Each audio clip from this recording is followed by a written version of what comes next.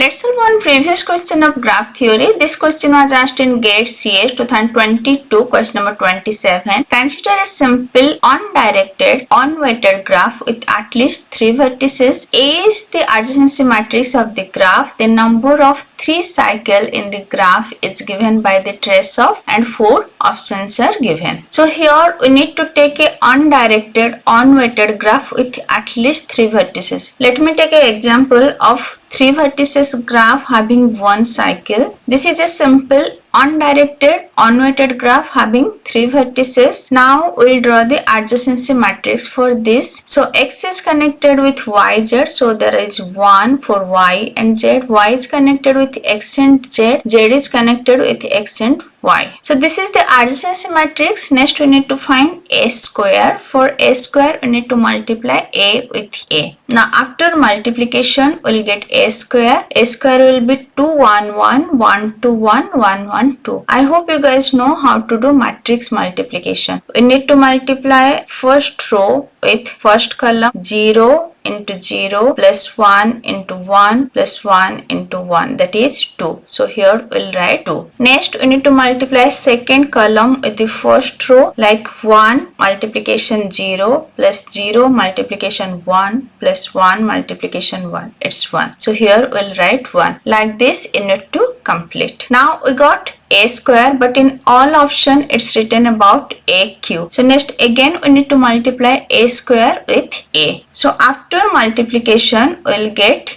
a cube, and in question it's given the number of 3 cycle in the graph is given by the trace of. We need to trace this a cube. Trace means we need to add the diagonal value. 2 plus 2 plus 2 equals to 6. So trace of AQ equals to 6, and how many cycles are there? There is just one cycle. So 6 divided 6 equals to 1. Option A AQ. Option B AQ divided by 2. Option C AQ divided by 3. Option D AQ divided by 6. So answer will be option D. You can also take little larger graph like 4 vertices. Now you need to first find the adjacency matrix, then AQ. So trace value will be 12. 12 divide 6, there are 3 cycles. So this is one cycle, this is another cycle. So here answer will be option D, AQ divided by 6. If this lecture is helpful for you, please like, share and subscribe. Thank you.